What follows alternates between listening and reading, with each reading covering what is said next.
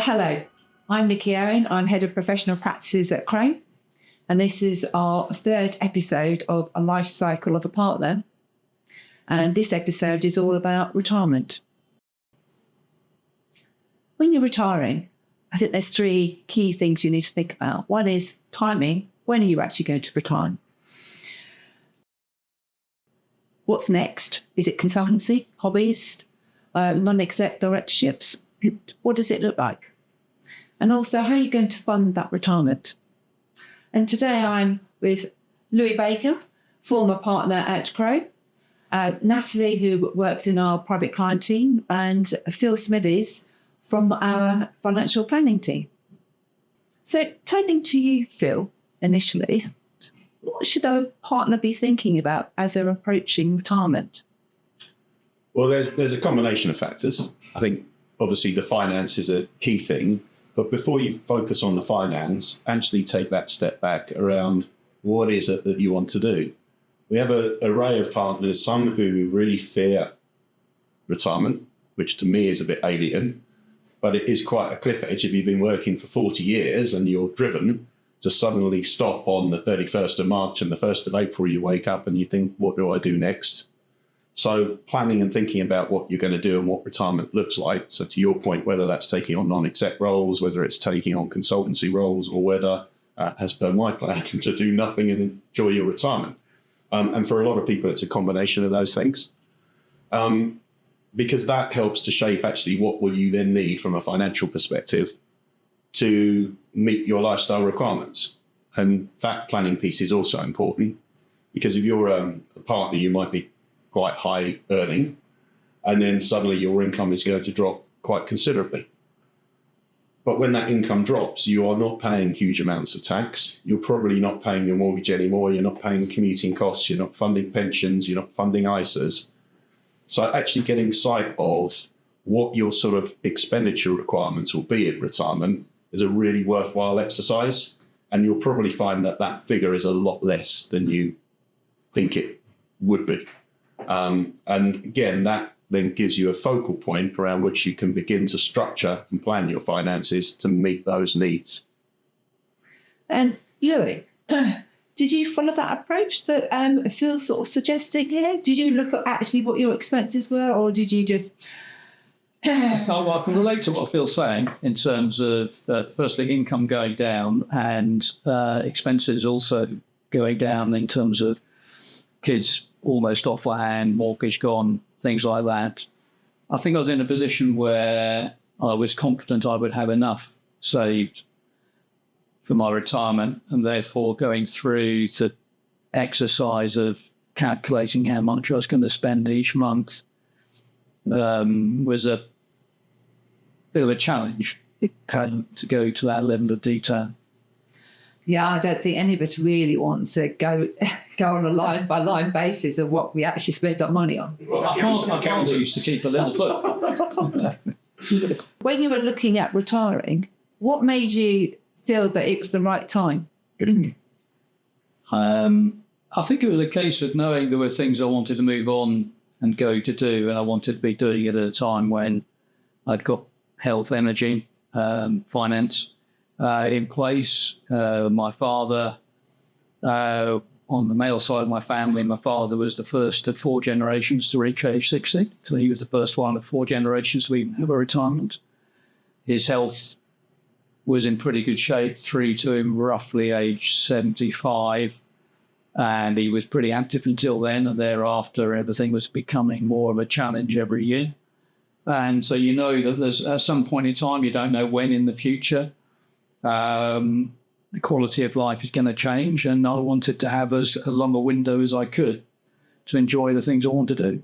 I think that's really key, that you actually enjoy your retirement and make the most of it. And to look forward to it, as Phil was alluding to, some people haven't necessarily got that vision as to what it is they're going to be doing, and they're going to lose the comfort zone of what they've been doing day in, day out for 30, 40 years, and judging how they are assessed and how they are performing over that time, to then be in a vacuum is really quite frightening. And for me, it was all about moving on. It's not about what I've left behind. I had a wonderful career, but it's all about the future. And I've left that. And I'm enjoying myself. And what are you doing to keep yourself busy or occupied? Variety of things. And then firstly is having the opportunity to just have time to dabble at things if you want. My family have got a historic business. I've been a director for 30 years. Fortunately, there are other members of the family who run it on a daily basis, so I'm in the background. But that keeps the brain cell ticking over. Through that, I'm involved with a family business organisation that lobbying government, reviewing government consultations, again, intellectually, providing a bit of input there. Like getting outside, like playing a bit of golf. As my wife would say, I like a lot of golf. Look after my garden, look after my next door neighbour's garden, look after my mother's garden, and help members of the family with whatever issues they've got in life. It sounds like a really fulfilling life in retirement. It's having the time to be able to do these things. You know, if you've got a wider family, to have the time to take an interest in them, do what you can to help them in challenges they might have. 5 years ago, I didn't really have that time beyond just sort of reaching out and putting an arm around them, possibly remotely, but not being able to do very much. To be able to take time to go and see them, to try and help them plot their way through difficulties, it's quite rewarding. And you don't have all that commuting to do either. Well, you can get up at the time that you like. Well, unfortunately, my wife works and she's not great in the morning, so I still have to get up first thing every morning, make her a cup of tea, make sure she gets off to work. NHS would pull out without her filling up that hospital each morning. And Natalie, when partners are retiring and they're thinking about the tax consequences and protecting their assets, what should they be thinking about? I suppose Lily summed it up really well. While you're working and you're thinking of the next deadline, the next piece of work, the next target you've got to meet, the next board meeting, the steering the ship of the business, the partnership that you're in, you don't really have a chance to reflect or look on what's happening in your life, your wider family. And I think that when you're looking at starting that retirement, quite often your children are older, if you had children, and then there may be sort of a transition to becoming a grandparent. And that brings a bit different financial responsibilities and maybe different ways that you want to support grandchildren that have been different to supporting your own immediate family. And I think being that chance to sort of look up and think, what have I earned now? What have I got? What is my pension position, as Phil said, really knowing what are you going to need? Because no one ever wants to deprive themselves of their standard of living to help others. But if you know you're going to have enough, then it's really good to start early to think about, well, if I do have that little bit extra, could I start funding, junior ISAs for my grandchildren? Could I look at different financial things to be able to set them up so that they could get on the property ladder? We know no one knows how long they're going to have in life, let alone in retirement. And as you've said about your father's family, not everybody meets retirement age. So being able to have a sort of a nest egg for our younger generations is going to be really important. So I think most people start to be able to look at that when they're retiring because they have the headspace to think about it. I think that's really important, having that headspace, that time to reflect. And still, I'm sure that you deal with a number of individuals that are in retirement or approaching retirement at some point. How do you help them think about actually giving to the next generation and dealing with perhaps aging parents or university fees? Yeah, so I suppose one of the benefits of my job is that I typically work with people between the age of 60 and 90. So I'm able to draw off the experiences of those, 100 plus clients who've gone through these various life cycles. I've worked with a lot of my clients for 25 years plus now. So, I might have picked them up when they were 60 and they're now 85. So you can draw on those experiences to help shape the advice that you provide. So if I give a couple of examples, you'll know from my seminars, I often use that phrase from the Shawshank Redemption that it's time to get busy living. Because life is not a rehearsal and, you should, I've talked about this before, be a little bit self-indulgent and not fear about running out of money. The harsh reality of growing older is that you're probably not going to be bombing down the ski slopes at age 75, 80. But if you've got the opportunity to do it at age 65, go and do it. And so we typically see expenditure being a bit higher in what we call the honeymoon years of retirement. And then post 75, it tends to dip. You then get a challenge, and the big fear for most of our clients is around long-term care, because care funding is very expensive. And we've probably got about 20 or so of our clients who are in care again. So we can draw on those experiences and share those with our clients. There's a perception with care in particular that it's going to completely drain your funds and you won't be able to leave a legacy to your loved ones. And that's a challenge for clients. But they also want to make sure that they've got enough asset to fund the care if they need to. But typically clients will have a good, healthy level of income in retirement. And the sad thing is once you go into care, you're not spending any money anywhere else. So there's usually only quite a small shortfall. So let's say your care costs are 100,000 and you've got 60,000 of retirement income. That gap is 40,000. Seems like a lot, but typically you don't go into care unless life expectancy is lowered. And so life expectancy is less than 3 years on average. There are exceptions, but actually that funding gap is not so huge, and you can insure against that with care annuities and things like that.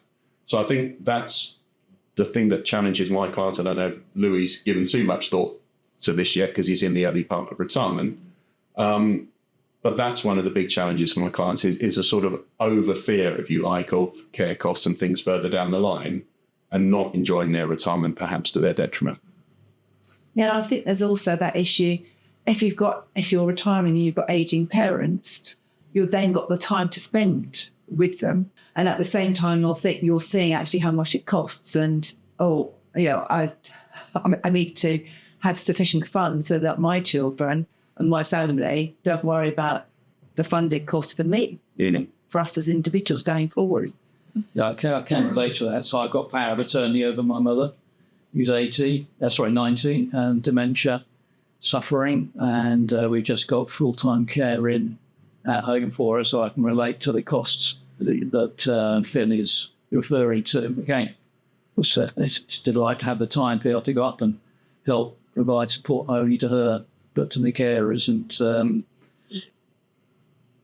whether I get an inheritance or not in due course isn't part of my financial planning. And I think doing the same thing with my kids that my parents did with myself and my sister, which was to bring us up, get us on the career path, set ourselves up in life so that we're able to provide for ourselves, and anything we inherit in due course is a bonus. It's not something that we will need. And I've already started a process of helping both my daughters in life. My eldest daughter has just bought her first flat. I was involved in decorating it for about 3 months.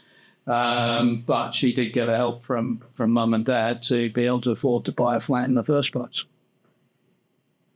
And what you say, Phil, about the gap between income and paying for care home fees, I can relate to, because my mum was in the home for 4.5 years, and I was thinking with the care home costs, it would just deplete her capital enormously. But actually, I hadn't taken into account the income initially. Yeah. And when I actually saw her level of her income, that was actually, it took a real weight off my mind. I didn't need to worry because there was always going to be, she had sufficient capital to cover her for the entirety of her life. Even if she lived 20 years, there would have been enough because of the income that was generated. We did some work with a client only a couple of weeks ago where we had a similar situation. So care costs about 100,000, income of 60. So there is that gap. But the client was 92. So life expectancy was less than 3 years. The house had been sold at that point. So we used about 150,000 to fund the care annuity. So that will cover that gap for the remainder of her lifetime. And that meant that the residue of the estate could be invested and protected for the beneficiary. So it really was a win-win. That insurance is a gamble because if you die after 6 months, you kind of lost that 150,000. But if our client is to live to 100, then you've kind of secured the funding, plus you've secured the estate to the beneficiaries. So it's quite important to take advice, I would say, that through this process. But you need to explore your avenues and options and see what works best for you and your family. That particular scenario just worked out to be a really nice fit, where we're working with the attorneys to act in their mother's best interests, but also to think about that legacy that their mum leaves to the family. And it's not just about aging parents and our own lives before we get to the twilight, but it's also about families and making sure the families are secure. And it's great, Louis, that you've helped and you've been able to help your children make that step up. Natalie, is there anything that we need to be thinking about when we're looking at gifting funds to our children and other members of the family? I think from quite often gifts there will be a possible inheritance tax sort of implication of gifts. So sometimes people forget, well, children are dependent on us and young, then that's just part of your normal maintenance. But when they actually do become self-sufficient, then that would be treated as a gift. And I think what surprises people often as well is that if you give something to somebody and that gift does come into charge of tax, that the person who's received the gift is responsible for it. And that can become very difficult if that gift is in somebody's house, or they have used up for their education, or they've spent it in various different ways. So I think sometimes it's most people will give gifts that are small enough for that to be okay. But if you're giving quite significant gifts, then people need to be aware that they may be responsible for the tax. There is insurance you can take out to cover that, but also certain drafting in your will can make sure that doesn't happen as well. But I think from our point of view, what we're seeing quite often, it's a really difficult conversation to have, but most trusts are created now because of a fear of divorce. It's a fear of money passing outside the family bloodline. The fear that if you invest in the flat, that your child will meet somebody, the relationship may not go as it has, and then they'll end up getting some of the money that you've worked hard for, or that you may have inherited from grandparents, that then gets sort of diluted and passed on to somebody else. I think that's a real fear sometimes that stops people giving something away, is the idea that it may not stay in the family. And that's why trusts do come into their own. They're a level of protection. And I think that's why we see them far more now, nothing to do with the tax savings, just to do with protection of assets from people. And that can be from all different outside sources. We're all aware, obviously, of our own mental health. And sometimes people have periods where they're not able to look after their finances. And that trust can help, no matter what age you are, to protect that money for somebody who may be going through a difficult time, so that they can have sort of assets given to them in a way that's appropriate for them at that time. So there's lots of different ways that trust can be used, but you do need to take advice because they're complex. You don't want to sign yourself up for something that you later can't undo. And just keeping on the theme of tax, but I know you're a lawyer by trade, and it's always difficult and challenging to actually talk to people about have they got a will in place. Mm-hmm. It's important to have a will in place, I would have thought, at all times, and to not just have one in place, but to look at it on a regular basis. I think, apart from the fact that it's easier to deal with the estate when you have a will, it's really, really difficult to second guess what somebody thought when they have died. And there is usually quite a lot of guilt around that. And if you don't have something in place, or you're speaking with your siblings and one said, but no, mum said she wanted to give this to charity or wanted to give that, or she wanted to make sure that went to her friend. If it's not written down, it's really, really difficult to honour the wishes of someone who has died. Your last will and testament is to be able to. That's why we have such strict rules around them. Once you've put that down, it should be honoured and respected. You have a chance to have a say of what you want to happen. And it can also have things about your funeral wishes if you want. It can have lots more than just your assets. We need to consider digital assets and lots of different things nowadays. But just knowing what your loved one wants to happen to their assets is really important for the person who's been left behind to deal with it. So but for just the fact that you're going to help the people who are still here, you need to do a will. And it does make it a lot easier than going through an intestacy. It's quite difficult. I know as a child, I can always remember my father saying every time somebody dies, he always looked at his will, close family member. And I think Why? Well, in the last few years that I've had family members pass away, and now in my head I've triggered, am I happy with my current will? Do I actually need to revisit it? And I think for me, it is a trigger for me to actually get my will out and have a look at it. Because the thing is, you don't know when, you don't know how much you're going to have in your estate. And actually, who's going to be around and who do you want to benefit? And views do change, don't they? Absolutely. And when you're in your 40s, and you think, I know what I'll name my brother as my executor, and then now you're both in your 90s and your brother, it's too much for them to do it. And people think they've done it, it's fine, my brother's still alive, he's okay. But then when you get to the point where you only have one, or you may have had your spouse first, they've sad passed before you, and you've got somebody who maybe doesn't have capacity, it makes it really, really challenging. So I think any sort of life events, if you are divorced, if you remarry, as your children grow up, as family members pass, anything that makes you sort of think about, take stock of your life, anything that's making you take stock of your life is a chance to reflect on what your will says. And lots of simple changes can be done by codicil. You don't need to complete the amendment. You don't need to go back to the effort of trying to redraft a whole new will again. So, actually, to the points that we've discussed, one of the big challenges is inheritances and legacy are a bit of a taboo subject with families. I mean, I certainly, although I do what I do for a living, I never spoke to my parents about this sort of thing. And where we can, we try and encourage families to have open discussions if that's possible, because that just helps everybody's mind to be put at rest in terms of what might happen in the future. You know, there can be various strands to families, and we know that wills and estates can cause a lot of acrimony. But actually, if you're able to have those family planning meetings and those family discussions, it might be quite simple. Everything goes to my wife, and then we want 10% to go to charity, and our three children will inherit 1/3 of the residue each. And just those open discussions can really help in terms of people planning for the future, making sure that everything's dealt with and documented, and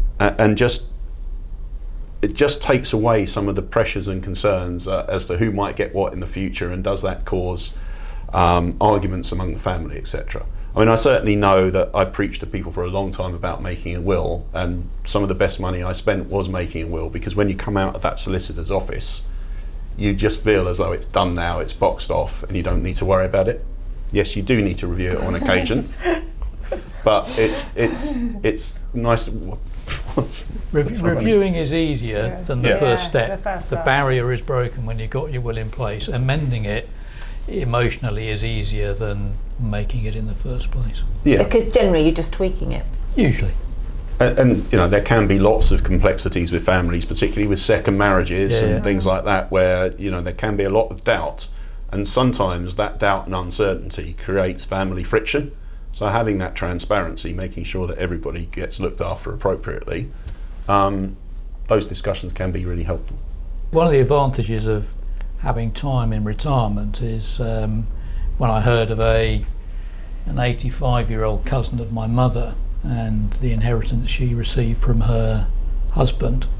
She was his second wife, he was her second husband. To my mind, it was an outrageous outcome, and so I was able to spend 6 months helping her with an inheritance provision for family dependents claim, and get a fairer share of the estate. The other thing I would pick up on is that as professionals, we're often the main earner in a family household and used to dealing with the finances. And it's all very well about dealing with your will, but remembering that when it is to be dealt with, you're not going to be there. Are the executors appropriate for your spouse, your children? Not somebody you get on with, but is it somebody they will get on with? Because handling the estate, and sadly I've had to help my wife deal with the estates of her parents, emotionally it can be very difficult, particularly for those who are not used to dealing with that sort of administration. So try and think it through as to the mindset of those who are left behind, not just from your own perspective. Well, unfortunately, we've run out of time. So before we just close off, have we got any tips? So Louis, have you got any tips for any retiring partners? I would come back to Phil's earlier point about get busy living. Emotionally, the transition to retirement I found quite easy. What I did find difficult was the experience of previously always having more money coming into my bank account each month than typically going out. That has flipped, and I found that emotionally quite difficult.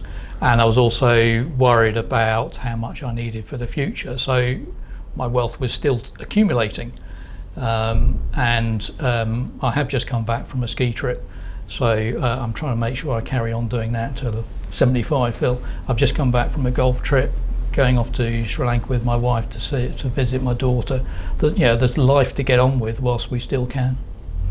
That actually segues in really nicely with what Phil and I have always been saying is you've got to spend your wealth.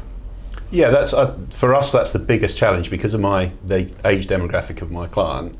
Actually, getting them to spend their money is a real issue.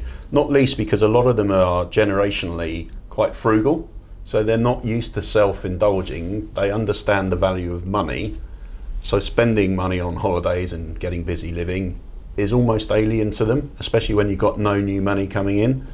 There is a big fear that clients are going to run out of money. Now, I've been doing this 35 years. No clients have ever run out of money. What they tend to do is accumulate more and more and more, and then sadly die and pay a bucket load of inheritance tax. It is that thing. I don't think you're going to sit on your deathbed and say, I wish I did less holidays, or I wish I spent less time with the children, etc. It's very true. So where we work with our clients is to try and get that sense check and balance. With our clients, it's always their money and they're always in control of their decisions, but they are drawing on our experience of dealing with lots of clients in similar positions, and that can prove to be quite helpful in just taking yourself out of your own finances and seeing the bigger picture. Natalie, have you got anything to add, any tips? I suppose it's the same, isn't it? It's people look at their inheritance and looking at giving stuff away, but actually giving your time, spending time with people while you've got it. Most people don't get to the position that they're in without spending a lot of hours in their day job. So now they get that space and time to look after family, to help support friends, and to take trips with their nearest and dearest, because that won't be on your deathbed. You certainly won't be saying, "Wish I had more pounds." You just wish you had more time. So I think it's all about keep busy living. We spend a lifetime working and putting in all our hours, working really hard. So it's the time for you in retirement to actually put 110% into living, whatever it looks like for you. It's payback for 40 years of hard work. You owe it to yourself to go and have a bit of fun, and you shouldn't fear that. You should embrace it. Work hard, play hard, and have some fun. Well, thank you very much. I hope you've all enjoyed this final episode of the Life Cycle of a Partner.